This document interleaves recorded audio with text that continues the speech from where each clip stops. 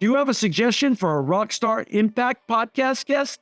Go to impactpodcast.com and just click Be a Guest to recommend someone today. This edition of the Impact Podcast is brought to you by ERI.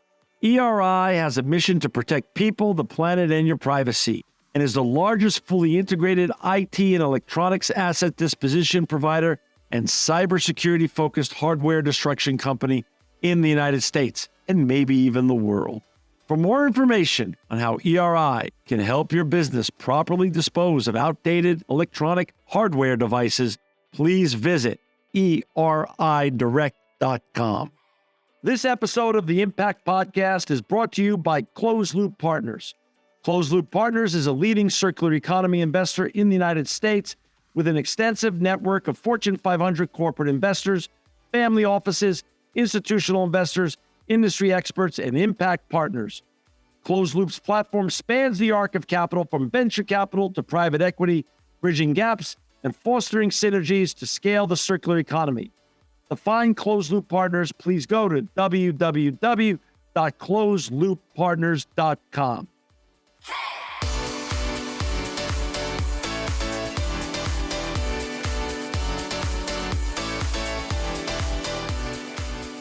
Welcome to another edition of the Impact Podcast. I'm John Shigarian, and I'm so honored to have with us today my longtime friend, David Abel. He's back again on the Impact Podcast. Welcome, David. Welcome back to the Impact Podcast. Well, I so appreciate this, John. The last time we did this, it was a joy. Well, thank you. And, as everyone knows, David is the chairman of Abel Reports and VerdeXchange, which we're going to be talking about today. And to find VerdeXchange, you go to VerdeXchange.org. David, talk a little bit about, before we get talking about your next conference that's coming up, and I'm going to be there, and I'm going to be speaking there again by the grace of your great invitation, which I always appreciate. And talk a little bit about yourself. Where do for our listeners and viewers who didn't meet you the last time you came on the Impact Podcast, talk a little bit about where you even grew up and how you got on this fascinating career and lifetime journey of impact that you've been on ever since I've known you over now 33 years. Well, John, I'm only 25, but but in the 50 years since I was 25, I've been engaged sort of in public-private enterprise. But I was born in Pittsburgh. If you look behind me, I've got a picture of Roberto Clemente and Forbes Field on my wall. But I left Pennsylvania in 1959 to California. Never regretted it. But when you rooted for a team that was horrible, you're going to stick with that team forever. So I'm a Pittsburgh guy. Came to California. My parents kept me from going to Berkeley, so I went to the Claremont colleges, but they forgot and let me do a junior year abroad in London. And all the things they were worried about, I was able to do in 1 year in London, and changed my life. Eventually went into education, law, found a beautiful woman in Cambridge, dragged her out to California against her will. She's found her practice in architecture, done fabulously well. That's when we got to know each other through the likes of Irie Ellen and others. And I've been part of LA's civic and political culture for 50 years. But my enterprises have been in transportation and water and land use and publications. And now in my old age, I run for 18 years a global Cleantech conference. Honestly, mostly to keep in touch with my son, who's a green guy, and I wanted to understand what he was doing. So we have lots of stuff we'll talk about that we do at this conference. Yeah, and that's your son, Elliot, who I've known since he's a little guy. And now he's a big, successful young man. And it's always great to run into Elliot at all the green conferences whenever I'm there and he's there together. Talk a little bit about the VerdeXchange. Why, besides because your son is in the green industry and in a very big way, talk a little bit about the aha moment for VerdeXchange, how you started the journey, how it's gone, because no journey is ever a straight line, or very few are, and where we are today and what this conference that's upcoming, what does that hold in store for all of us who want to go and enjoy another one of your great events? Well, the 19 years of this journey has been amazing for clean tech and sustainability. But let me start at the beginning. I was, again, because of my son working for GE Renewables out of college, I went to some of their conferences, GE Renewable conferences. And then one of those at NBC Studios, because they owned it, GE owned it, there were 17 CEOs on the stage with the CEO of General Electric. And I said to myself, this is not the environmental movement that I knew in college. This is $1 trillion economy, and it's fascinating. So eventually, years later, some people in LA came to me and said, fill a hole in our convention center. We just lost a convention. Do something on energy and water and clean tech. They gave me the Apple convention people to help me. We put together a conference. We called it Green Tech. Green Exchange. Right. But they wanted to move it to Boston. I said, no, I'm an LA guy. We'll just change the name in honor of Antonio Viragosa, call it VerdeXchange. And we began to invite people from all over the world because the Japanese consulate said, we'd love to be under your umbrella rather than ours. So we created this event, and they've been with us all these years. In fact, we've opened the conference for 12 years at the Consul General's residence in LA of Japan. But Canada and Australia and Korea and Great Britain and Germany and others have all been a part of this conference, interested in what California is doing, because we're a market maker. And so what we're doing in that sector on air quality, on energy, on water, on transport, they're interested in the signals. Where is it going? And our motto has been what's in market, about to be in market, and needed in market. And we put together some 40 panels and plenaries that bring together the best in all those sectors. And it's attracted an audience, again, globally for 18, this will be our 19th year. California being, if it was a country, if I'm not mistaken, and you correct me because you're an expert on this stuff, fourth largest. Yeah, fourth largest in the world. Talk a little bit about where it is. When you started it, has it evolved? Where were the things?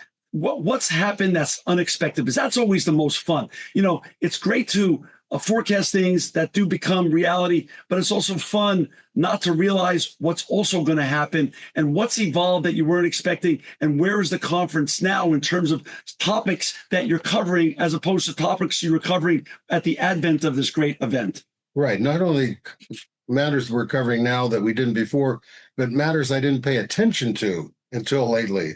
For example, hydrogen in the last 4 years, with 25 executives from Japan coming here every year to the conference, has blown up in our reference. But circular economy, which well, was like a policy issue when we started. And now it's an enterprise, as well, globally. Right. And so the built environment was like planning and land use planning. And now it's materials and fabrication and technology, and how you power it and how you generate it, how you distribute that energy. Water. When we started, water, Los Angeles and Southern California imported all its water. And now, after about 8 years, we're trying to figure out how to import less and develop the resources of water we have now. All those technologies of recycling water and making it, and pure water, have changed the world. And the ports of LA and Long Beach together are one of the largest in North America, and their evolution and trade routes and greening their fleets and how they discharge their energy and waste, all new, all totally new. So I'm not even getting into energy and what's happened to energy, but I mean, and there have been headwinds from federal administrations and globally. There have been winds blowing in our direction and winds blowing against us. But all this time, I think you've seen the scaling of these industries, the reduction in price, the economics that work regardless of the policy. So those have been the fascinating parts of this. And then I can find technologies that I never heard about, like holograms, and I incorporate them. And it just keeps you young. Even at 79, I feel young. That's awesome. David, when exactly is this year's conference and where is it? And let's give a shout out to where people can sign up, and our listeners and viewers can sign up to attend it if they're so interested in. Well, VerdeXchange is VerdeXchange.org. There's an X in the middle. VerdeXchange.org is where all this information is. Right. We've been doing it in LA all those 19 years. We spent a couple years in Toronto and Phoenix as well, but all in LA now because of age and enterprise. Right. And we do it at the Biltmore Hotel, May 31st to June 3rd. And the last day of our conference is a boat tour of a working harbor, the San Pedro Bay, LA and Long Beach, ending up at a place called Altasea, which is an overnight success after 15 years of looking at what's going on in the ocean from research to enterprise to education. And that's the end of our conference. The beginning, and then receptions and dinners and plenaries and panels. All of that's online, and we can talk about that as we go forward. But it's May 31st to June 3rd. As David, as you and I record this episode together, it's now early April 2026. And obviously, there's this very tragic Iran conflict that's underway, and the Strait of Hormuz is right now closed. How much do supply chain issues come up at your conferences, and how much are they going to be highlighted historically? Have you seen, and are they being highlighted and discussed more as you have evolved the topics at your conferences? Well, as I said, the ports have been great sponsors of us for years, and Right. even now, the supply chain issues, the air quality issues, the routes, the greening of these to transportation issues, Australia, Japan, the United States, India. India has become a bigger part of our conference over the last 4 years. So those trade routes and what's being traded and how it's being dealt with from an energy point of view are huge topics. We have a whole sector on that in our conference. And so you know well that we're the entry point for most of the goods coming in the United States here in Los Angeles. And so this is a huge topic. People may think of us as the Hollywood Center, but I always tell people the ports are bigger than Hollywood. That's so true. So interesting, how your conference has evolved from, as you said, from the beginning, the Japanese consulate was very supportive and partners, and they've stayed with you on this whole journey. But now you've added, as you said, Australia and India with a lot more, and that's now known as the Quad. U.S., Japan, Australia, and India are the Quad. So that's so fascinating that's how your conference has evolved, and basically now is a great representation of the Quad. Well, we had our mayor of LA, Eric Garcetti, become the ambassador to India, and that opened the door and our eyes to the significance of India. And we've been very interested in attracting leadership.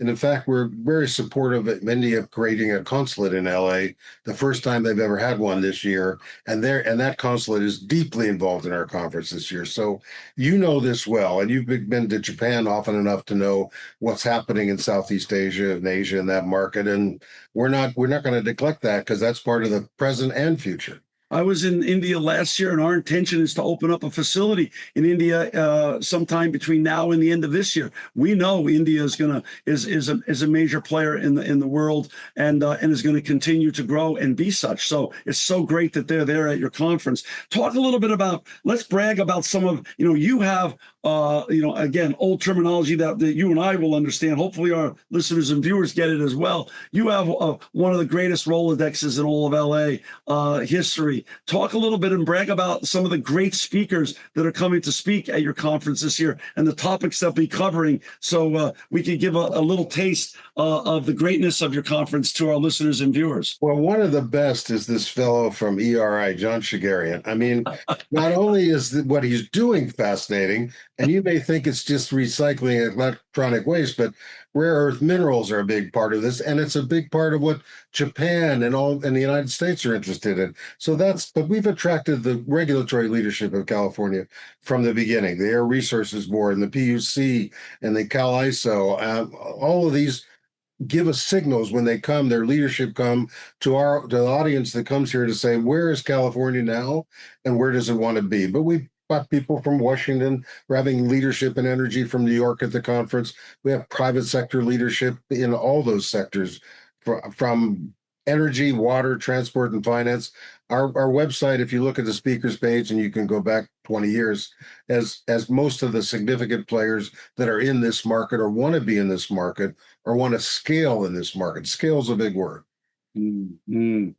Talk a little bit about like when you're talking to somebody who hasn't been to your conference, what do the people that come give you as feedback after they're there? What are the great opportunities that the takeaways that they get from coming to your conference? Well, some of them say it's the Davos of the West. They're meeting people, they're making relationships. All of them want to be on panels, the speakers and the elites that we attract. But the best part of the conference are the receptions, dinners, and the hallway, because that's where the interaction takes place. We only have 500, 600 players over those 4 days. That's who we want. We want the market makers. So they have an opportunity.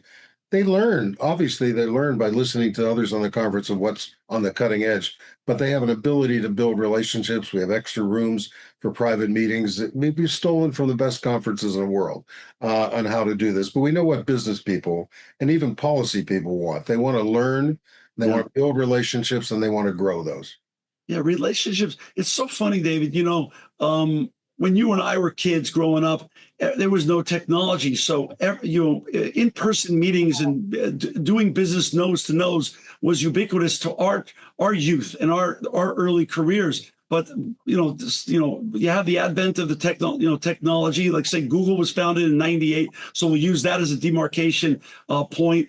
And to say, since the advent of Google, it seems like the world, as we got more technologized, have gotten more and more isolated. Then came COVID, and that accelerated this isolation and this leaning on technology, which obviously has so many great points and has obviously made us more interconnected. But it's also led to this almost antisocial or anti-personal stuff. So your exchange, what I've found from it every time I've attended and participated is it's like you said, the nose to nose stuff. It forces you to have personal relationships. And as you and I know, the meaningful, the best relationships, the most impactful, that have the longest lasting value is all done in person. We're a good example, John. We're doing a Zoom here. Yeah. I'm not even in the same city, but we know each other from Right. personal relationships. Right. We trust each other. I try to tell that to my son and the grandkids. You may have great opportunities to talk on your cell phone, but we know the people in our Rolodex, and we know it from personal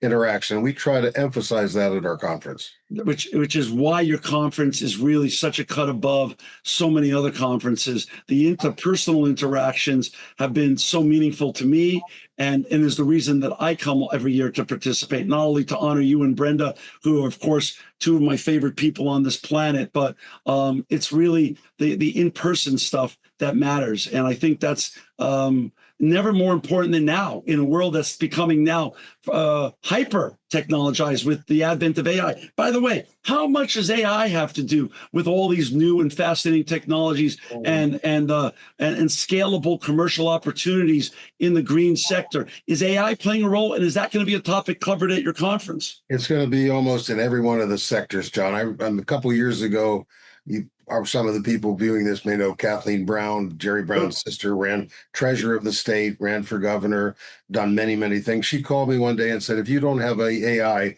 your conference is irrelevant. That was years ago. So, Wow. and how we're distributing energy, what we're doing with water, what we're doing in built environment, what every sector we're seeing what AI is doing. We're still learning about what AI is doing. And then you have all the cybersecurity issues and the responsibility that goes with that. Those are also topics embedded in this conference. We're not a policy conference, but we're about what are the signals that you have to be aware of to scale and be in business in these sectors. Obviously, AI is a huge part of it. Now, I'm 79. I thought I'd get out of this place before AI took over, but I can't. I mean, it's like everywhere. I know you're involved heavily in the School of Sustainability at USC. What do you see the next gen of leaders, these young kids in college now who are now have the opportunity to study environmental science and other disciplines, so they could come out and have a career like yours, where you not only make a nice paycheck, but this is what I learned the most from you and Brenda. But you guys, before there was an impact world, before they were chief impact officers, you guys, you have mastered the art of making a paycheck, but making an impact in everything you both did when we were much younger. And that was before it was part of a discipline. It's now become a discipline. There's a whole generation of, let's say, 18 to 35-year-olds that want to be you, that want to be. So what are they, what do you see in them that you could share, and that is also going to be represented at the conference, so the young generation could come to your conference and come away with some very important information to help further their career, to make it more impactful? Well, you're right. There's a demand out there for this kinds of education and opportunities. I hire grad students who are working at USC, UCLA, and other institutions to help me every year, and they're more and more and more qualified and Right. underappreciated in this marketplace, by the way. When I Right. put out a notice to hire 3, I get 30 unquestionably qualified people for those jobs. So we have to think about workforce. We have to think about opportunity. But I'll tell you, some of those kids, despite the fact that I don't understand what they're saying, some of these people are brilliant. They're doing studies in graduate school about water quality, about energy and recapture, about capturing carbon in the air. They're all over this stuff, and they're looking for opportunities to get their feet wet with mentors like yourself. Yeah. And we ought to be conscious of that and give them those opportunities. Sometimes you can get that in the classroom, but more often it's the classroom complemented by the experience of being with you, John. I fully agree with that. I think it's our responsibility where we've evolved our careers, David, to, of course, mentor as many young people as we could fit in our lives, because that's just part of being the human experience and the human journey. It's so important to share, because there's a lot that they can't learn in the classroom. There's a lot of real life experience that guys like you and me can share with them that can really enrich and help them avoid some of the trees in the forest that you and I hit along the way when we were much younger. We even have some high school STEM students that are part of the conference deliberately to begin to nurture that. And I'll say one other thing. There's a woman named Robin Beavers who was in my son's class at Stanford, wanted to be in civil engineering and sustainability. There wasn't a class she could take in 2000, not a class at Stanford. Now you have the Door Institute with $1 billion. Much later than her career, she took off in Google and other things. But at the time, there was nothing. Now it's a school with lauded all over the world. So it's changing. It's getting better, but we got to give them some opportunities. That's so true. You know, you earlier you mentioned hydrogen as a topic now that was never on the board before and now is being covered. How about nuclear? Is nuclear going to be covered at all? Yeah. Not only nuclear but fusion. That's a good story, John. I tried to do a nuclear panel about 8 years ago in our conference. Brought people in from Sandia Lab, from Europe, from New York, and some of my California mates at the conference boycotted the session. So I, wanting to protect my audience, didn't do it for a couple of years. This year, we're all into it. We're bringing down people from Livermore Lab and all over in the private sector in nuclear and fusion. And we're going all out because we have investors at this conference with funds that are in those sectors. And so there's now an audience and there's a desire to understand, even though fusion may be way out there, they're investing now in those companies. So you're right on. And my audience doesn't boycott anymore. You know, David, you're sitting in Los Angeles today. I'm sitting in Fresno while we record this episode. Both cities have had massive histories dating back to the Chinatown stories and things with the DWP of LA. And of course, the ag belt of the United States now is Fresno and the Central Valley, all challenged by water issues. And it's my understanding that the water technology has evolved to the point where we could take the technology is there to take black water and make it into absolute delicious, drinkable water for anyone who so desires, who has access to that technology. Is that true? And do we not truly have any more technology issue with regards to getting enough water supply to areas that are short on water, but it becomes then somewhat of a policy and political issue to allow these kind of treatment plants to be put in these communities? 100%. I mean, first of all, we have a water charrette. We call it a charrette because I married an architect, but it's a private meeting within the conference of water managers from all over who pick a topic every year they want to focus in by an invitational meeting. We're very interested in the recycling of water, the reuse of water and pure water. But as you know, because you spent time in LA, we had a mayoral campaign about 2 decades ago that said toilet to tap was unacceptable. It shut down that industry for almost 2 decades. It's coming back and ferociously as a topic, as an interest. So you're right. We have flipped the script and from imported to using the water we have now better.